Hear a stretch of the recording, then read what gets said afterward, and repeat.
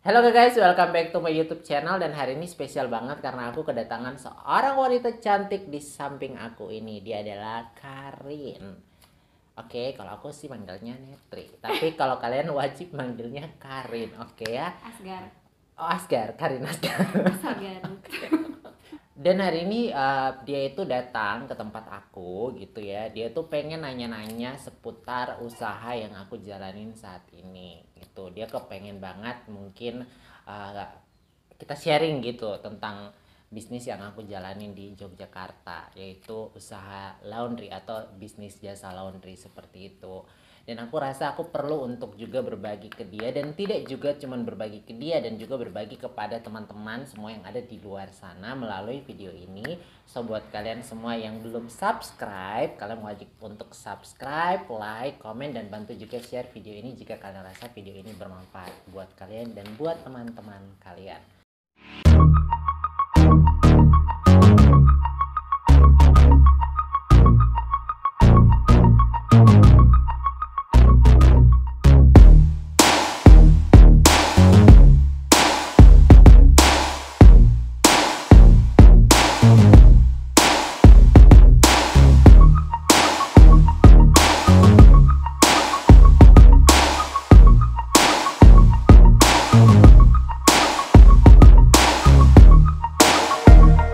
Karin, um, apa yang pengen kamu tanyakan hari ini dari kedatangan kamu ke Nggak tempat ada saya? sih. Enggak ada. Ya udah lo pulang aja. Tadi katanya mau nanya gitu. Lu pulang aja deh. Enggak, gini loh. Udah lama nih nggak ketemu lo ya. Yang gue tau kan lo tuh pengusaha gitu ya. Amin. Dan ya bertahan gitu loh di masa pandemi gini gitu kan, iya kan. Nah yang gue pengen sharing-sharing nih gitu kan. Misalnya gue nih kepikiran ya, pengen buka usaha gitu kan, pengen buka usaha gitu. Nah makanya gue sharing ke lo gitu kan, secara yang kemarin udah udah Oke. iya Oh, kan. yang kemarin yang pengusaha bareng kamu udah enggak? Udah enggak say. Padahal sebenarnya kemarin kamu sebenarnya udah harus calon jadi ini ya, apa namanya, ibu-ibu itu ya. Iya dong, ibu Sosialito sosialita gitu. gitu, gue apa namanya, arisan diamond gitu Arisan kan, diamond. triliunan, gila Tapi lo. gagal ya kemarin ya. Tapi gagal gitu kan, ya karena secara dia gitu. Ternyata dia nggak suka cewek gitu ya. Oh, dia,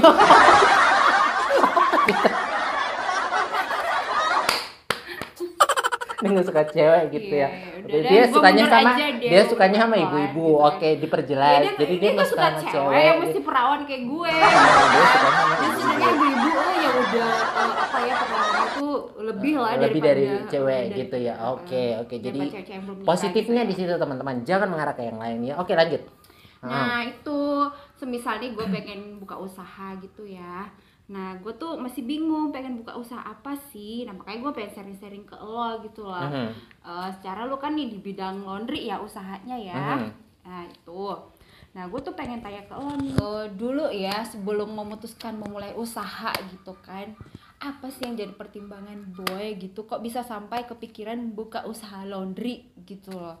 Bisa Oke. dijelasin gak sih?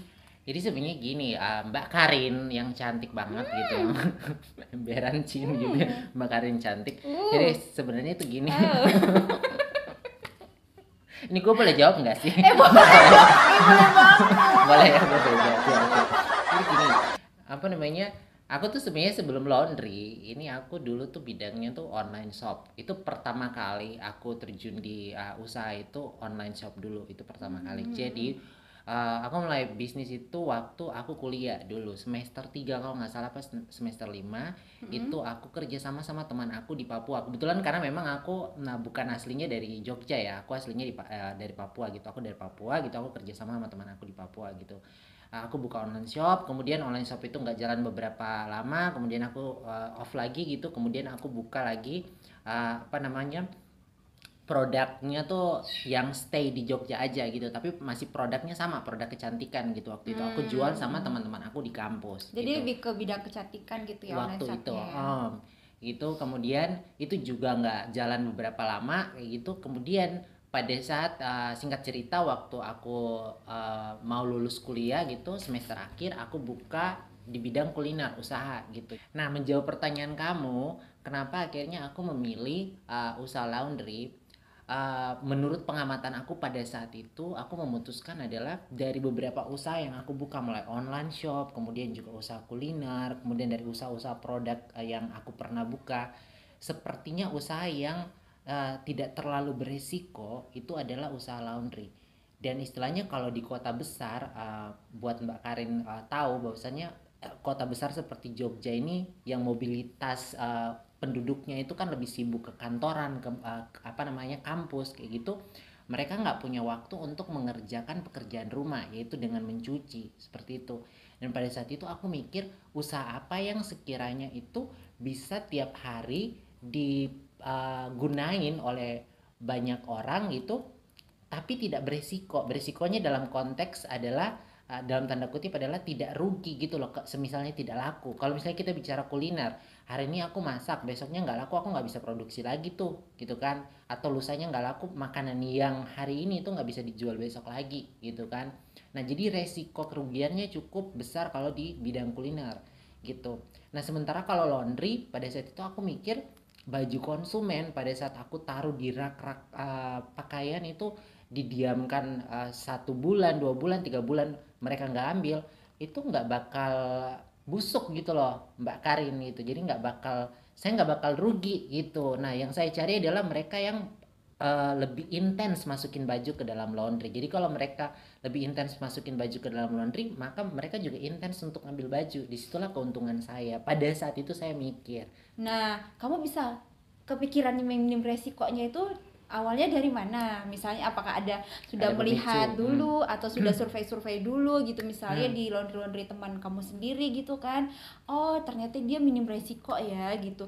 Gue mau lo usaha laundry, atau memang tiba-tiba kamu ngelihat sesuatu atau apa gitu kan pemicunya yang tiba-tiba lo kepikiran usaha laundry seperti itu ya. Ya, menggiurkan banget nih usaha laundry gitu. Kira-kira bisa diceritain gak? Jadi pertama kali itu kan aku masih kerja ikut orang dulu di salah satu perusahaan swasta di Yogyakarta gitu. Terus aku tuh dulu waktu aku kerja jadi karyawan, aku tuh konsumen laundry. Di laundry yang waktu itu, jadi laundry pertama kali aku ambil tuh adalah laundry yang oper kontrak gitu loh.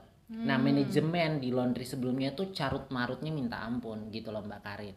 Nah, terus kemudian saya tuh jadi konsumen laundry di situ. Terus memang jauh sebelumnya saya sudah kepikiran. Jadi ada 2 poin nih. Poin pertama tuh saya kepikiran bisnis ini tuh resiko kerugiannya tidak terlalu besar.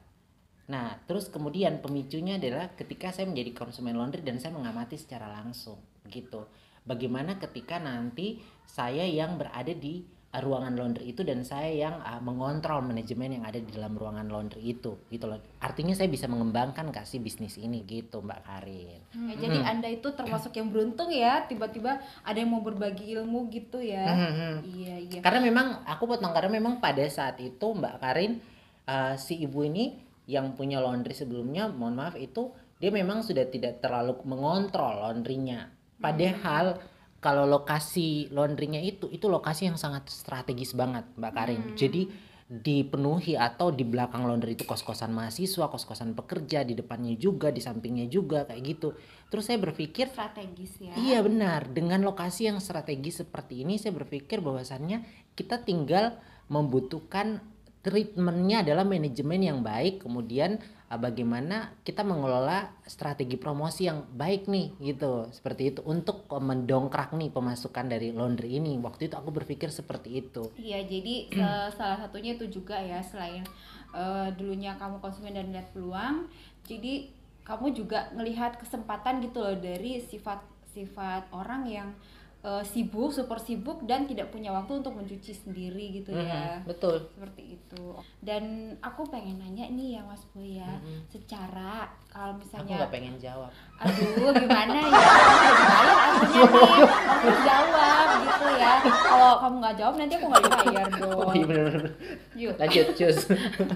Nah, maksudnya gini loh Mas Boy, secara usaha laundry itu gini kan, itu nggak kayak kuliner. Kalau kuliner memang kotor-kotor ya gitu kan.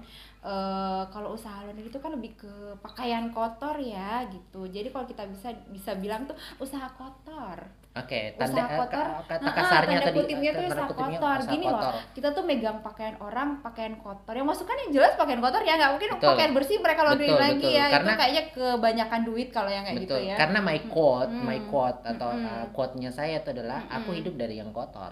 Gitu. Jadi kalau yang bersih aku nggak bisa dapet duit. Gitu. Iya betul sekali. Jadi Aku hidup nah dari- itu dia maksud saya gitu kan. Itu kan laundry itu orang masukin baju kotor ya. Kita kan nggak tahu tuh misalnya yang masukin laundry itu konsumennya mereka punya penyakit apa, bawaan misalnya penyakit kulit Yeah. atau apa-apa gitu. Nah maksudnya tuh pernah nggak sih mikirin sebelum buka usaha laundry itu pernah mikirin resiko-resiko seperti itu nggak sih? Nah terus lu jadi mundur nih karena kepikiran, aduh ntar ini tuh baju kotor.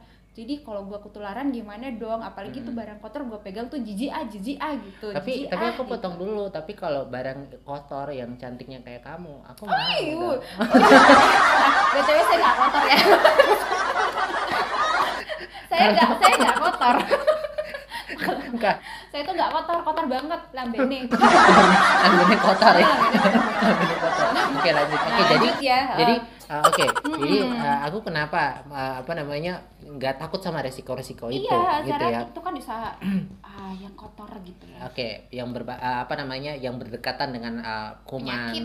virus, apalagi sekarang pandemi ya, corona seperti ini kan kita gampang tertular dari barang-barang kotornya orang seperti itu. Iya, Nah mungkin di betul. sini saya perlu clearkan, jadi apa namanya untuk pengerjaan sistem pengerjaan kita di laundry saya di Glad Laundry, teman-teman di Glad Laundry itu dari kita SOP-nya sih sebenarnya adalah saya menyediakan sarung tangan seperti itu. Dan kalau mereka karyawan saya yang tidak nyaman menggunakan sarung tangan dan masker misalnya, mereka setelah memegang baju konsumen yang kotor itu SOP-nya mereka harus mencuci tangan di air yang mengalir. Jadi saya menyediakan wadah pencuci tangan di luar begitu Mbak Kare. Aduh itu ayam mulutnya bisa disumpalin deterjen nggak sih? Ribet banget dari apa gitu.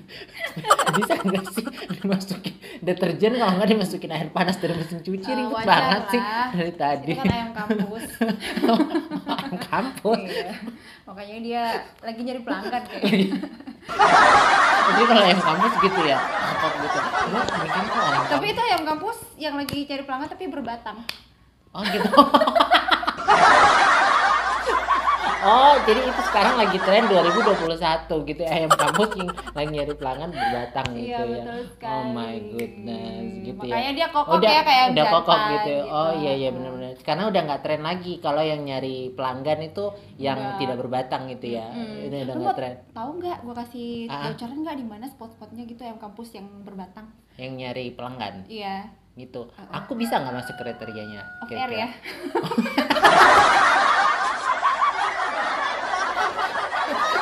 Back to the topic.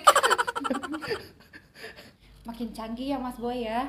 Dulu zaman saya itu kecil itu ngucek Mas Boy di sumur gitu kan. Jangankan air panas gitu ya, yang sekarang muter-muter itu udah canggih buat saya loh Mas Boy gitu Iya, kan. jadi ini pakai air panas loh. pakai air panas cucinya. Air panas. Jadi kalau dulu saya tuh pernah bilang sama karyawan saya yang misalnya kalau mereka tuh dari desa gitu ya, kalau di laundry itu kan kita spinnya tuh pakai itu tuh yang apa namanya ada mode spinnya yang mutar gitu kencang ya, gitu susut gitu ya. Kalau kita nyuci di sungai spinnya beda lagi Mbak Karin. Iya. Spinnya pakai tangan. Ya pakai tangan Bu. Kalau bisa yang Kalau digebukin gitu kan kayak bikin adonan roti gitu. digebukin gitu. ke batu gitu ya, itu Iya. kalau di sungai gitu. Ya asalkan jangan nyasar gitu kelempar gitu kan ya Mas Boy, apalagi kalau kutang gitu ya Mas Boy.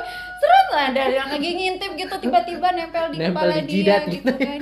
Lumayan Sengaja. ya masker gratis. Kayak back to the topic aja. Jadi gitu ya intinya, maksudnya walaupun itu adalah bisa dibilang usaha yang kotor ya, kotoran tanda kutip maksudnya gitu, Mas Boy nggak mundur ya gitu ya, maksudnya tetap pengen melakoni usaha laundry ini gitu ya, karena itu pun bisa diakali ya, maksudnya baju kotor kita punya SOP misalnya dengan memakai kaos tangan, cuci tangan dan lain-lain gitu ya.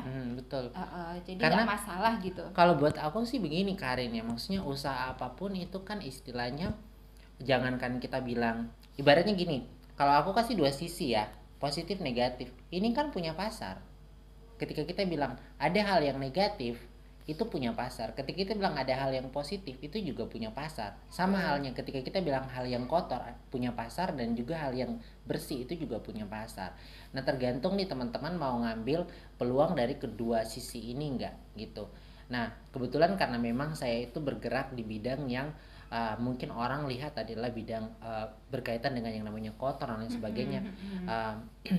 Apa namanya, jadi mereka berpikir oh nanti saya bakal bersinggungan nih dengan yang namanya bakteri, virus dan lain sebagainya seperti itu. Tapi itu memberikan keuntungan buat saya dan juga buat calon pengusaha laundry di luar sana. Jangan salah, misalnya kayak apa namanya, usaha-usaha yang berkaitan dengan masalah kotor ya, go clean dan lain sebagainya. Iya, bener, Mereka bener. menawarkan jasa itu seperti Iya. itu gitu kan. Jadi istilahnya memang kedua sisi yang tadi saya bilang, sisi bersih sama kotornya ini tinggal kita cari aja nih yang mana yang jadi peluang untuk menaikkan profitnya kita, atau menjadi peluang untuk membuka usaha. Kebetulan karena memang saya di bidang laundry, jadi peluangnya di situ. Berarti kamu setuju nggak sih kalau misalnya kita itu orang yang idealisnya tuh intinya tuh lo harus buka usaha sesuai dengan passion lo aja gitu, biar lo nanti bisa 100% di situ. Lo setuju nggak sih yang sama? Sebenarnya nggak setuju juga, karena pertama gini, yang kayak tadi aku bilang, bahwasanya kita mau buka usaha tuh kan istilahnya mata kita tuh harus kayak senter itu loh, harus kayak lampu Petromax mungkin kali ya, itu tuh harus ngeliat peluang gitu. Terkadang apa yang menjadi passionnya kita tuh bisa jadi itu bejo juga gitu loh. Bejo, oh ya pas aja tuh keberuntungan, tapi belum tentu juga bejo itu datang sesuai dengan passionnya kita. Nah, yang diperlukan di sini itu kan sebenarnya pengamatan dan observasi kita keluar dari apa ya, comfort zone-nya kita itu kan, untuk ngeliat peluang di luar, ya nggak sih Karin, kayak gitu kan. Misalnya gue tuh passionnya adalah, kamu tuh passionnya tuh adalah di salon gitu loh, ternyata di daerah itu salon itu ternyata tidak menjanjikan, tapi you still believe that salon itu oke buat kamu, kayak gitu. Kamu buka 1 bulan, 2 bulan, 3 bulan, 6 bulan, kamu nggak balik untung tuh sampai 2 tahun nggak balik untung, tapi you still believe that itu bisa. Nah, ini sebenarnya yang salahnya adalah kamu yang tidak menggunakan kacamata observasi kamu untuk keluar dari itu. Nah, makanya aku selalu ngajarin ke teman-teman aku adalah everything yang berkaitan dengan bisnis itu tidak hanya tentang passion aja, Karin, tapi tentang kita melihat peluang pasar. Jadi apa sih yang dibutuhkan di daerah itu? Ada teman gue itu di Jogja ya, gue jujur ya, di Jogja itu dia banting setir dari usaha butik.